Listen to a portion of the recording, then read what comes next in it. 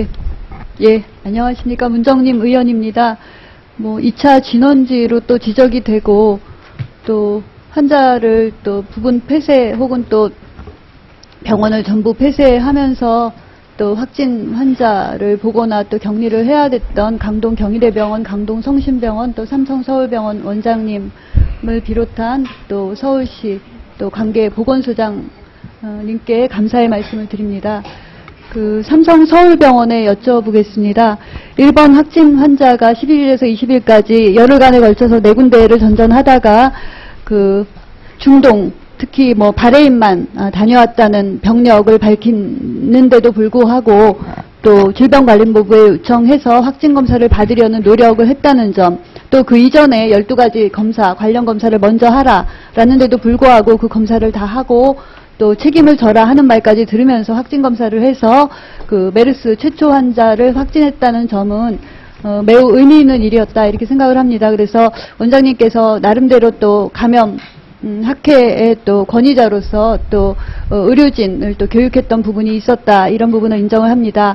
다만 이제 14번 환자가 5월 27일 또 삼성서울병원에 오게 되고 또 이 5월 29일 이후에 확진이 된 거죠. 그래서 이틀간에 걸쳐서 있었던 일들에 대해서 의구심이 있습니다. 첫 번째 확진 환자를 확진했는데 어떻게 14번 환자는 확진하지 못했느냐. 그 두 가지 논점이 있는데요. 여러 번 지적하셨지만 일단 여쭤보겠습니다. 14번 환자가 중동 여행력이 있었던 것은 아니잖아요.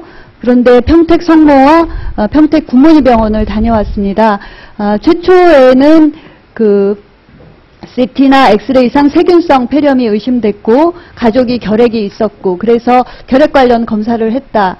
거기까지는 인정을 합니다. 이제 환자를 보고 환자를 진찰하고 엑스레이나 CT를 봐서는 세균성 폐렴을 의심했다. 또 결핵이 있지 않을까 의심했다. 그거는 이제 인정을 하는데 평택 성모나 평택 굿모닝 병원을 다녀왔다는 것을 몰랐느냐가 첫 번째고요. 최초에는 몰랐지만 둘째 날 보면은 평택 성모 CT나 엑스레이 또 평택 굿모닝 병원 소견서가 있었다. 이런 얘기가 나중에 들립니다.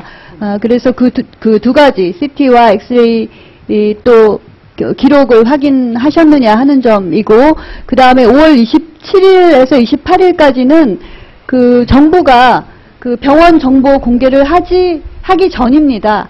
SNS에서만 5월 28일쯤에 1번 확진 환자가 어느 병원을 다녔더라 하면서 분명하지 않은 병원 또 실제 병원이 아닌 병원까지 떠돌아다닌 그런 상황이었기 때문에 5월 27일부터 29일까지는 평택 성모와 평택 굿모닝 병원이라 하더라도 이 메르스와의 연관성을 의심하지 못했을 가능성도 있다라고 생각하고요. 다만 1번 환자가 평택 성모와 연관이 있었기 때문에 과연 몰랐겠냐 이런 것이 있습니다. 그래서 평택 성모와 평택 굿모닝 병원 다녀온 것을 알았는지 그거와 연관해서 메르스를 의심했는지 하나 여쭤보고 싶고요.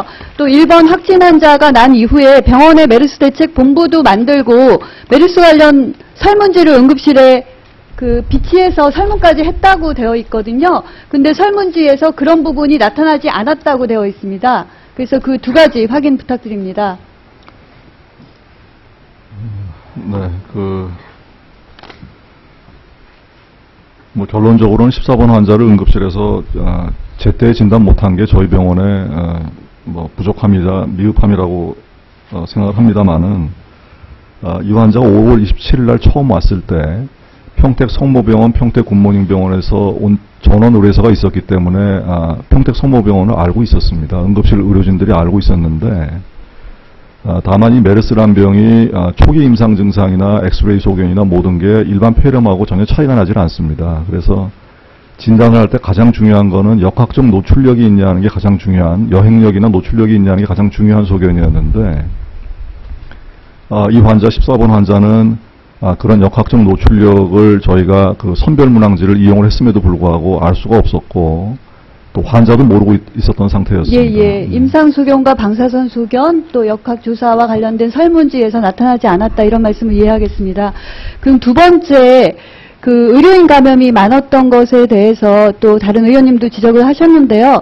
185명 중에 정확히 의사, 간호사 또 뭐 방사선까지 의료기관 종사자로 봤을 때 25명이니까 지금 13%고요. 뭐 그 밖에 간병인 뭐 이렇게 치면은 거의 20%에 달하는 의료인이나 의료기관 종사자 감염이 이번 메르스 사태에 있었던 것 같습니다. 근데 어쨌든 의사, 간호사, 방사선사, 환자를 이제 직접 접촉했던 의료인이나 의료 처치를 했던 분을 25명을 보면 25명 중에 13명이 삼성서울병원에서 확진자로 났거든요. 반이 넘습니다. 그 이유가 뭐 여러 가지 있었을 텐데 저는 한 가지 조금 그 관심 갖게 본 것은 지금까지 확진자가 186명이 났잖아요. 그런데 그 데이 1부터 최근까지 이렇게 병원에서 어떻게 환자 분포가 났느냐를 보니까 6월 6일부터 환자 3명을 보기 시작한 것 같아요. 삼성에서. 그죠? 그때 초기였는데. 근데 많이 볼 6월 7일 7명, 6월 8일 19명 넘어서서 6월 17일은 전체 123명 중에 34명을 봤습니다. 4분의 1을 넘어서서 3분의 1에 가까운 수를 봤거든요.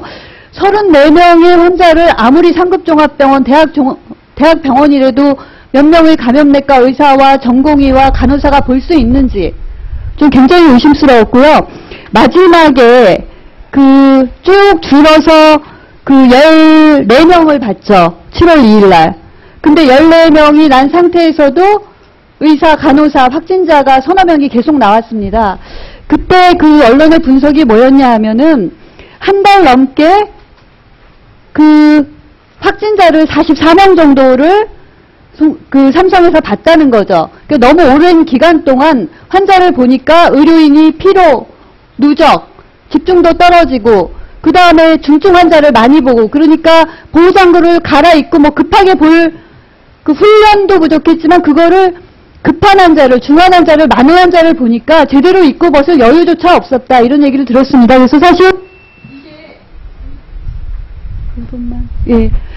그 어찌됐든 몇몇 병원이 그 어쨌든 가해자는 메르스라는 바이러스고 메르스라는 질환이고 환자, 사망자, 병원도 다 피해자인데도 불구하고 특정 확진자가 많이 난 병원은 가해자처럼 취급되는 부분이 안타깝다라는 말씀을 저는 여러 번 드렸고요. 특정 병원을 옹호하자는 게 아니라 이렇게 많은 환자를 보면 병원의 책임 여부를 떠나서 의료진이 볼 수 없는 정도의 환자를 봤다고 생각합니다. 37명의 환자까지 보도록 사실 복지부가 그 중앙거점병원, 지역거점병원을 제대로 활용했는지 이런 의심이 갔고요. 저는 삼성서울병원의 책임을 넘어서서 사실 정부와 함께 중앙거점병원, 지역거점병원과의 역할을 분명히 해서 이렇게 의료진에게 집중도가 떨어지게끔 이렇게까지 봤던 것은 좀 문제가 있다고 생각을 합니다. 그래서 마지막에 14명 중 중증 환자 3명을 제외하고 11명은 국립의료원으로 이송을 했는데 그것 때문에 끝까지 책임을 지겠다는 삼성서울병원이 언론에서는 또 질책을 받은 바 있습니다. 저는 질책을 받았음에도 불구하고 한 달간 누적 44명의 환자를 보기까지의 의료진의 그 누적 필요가 있어서 가지고는 메르스의 중식이 삼성서울병원에서 있어야만 되는데 도저히 중식이 일어날 수 없을 정도까지 갔었다 이렇게 생각을 합니다. 그래서 앞으로 차제에 이런 일이 있으면 사실 병원에 대한 환자 분배가 국가 차원에서 지자체와 협조해서 제대로 이루어져야 된다 이런 말씀을 드리고요. 삼성서울병원도 책임은 져야 되지만 이런 환자 관리 문제에 대해서는 이 메르스 사태가 끝나고라도 이런 부분에 대한 보호를 할 필요는 있다 이렇게 말씀드립니다. 네, 수고 많으셨습니다. 다음은 존경하는 김용환 의원님 질의해 주시기 바랍니다.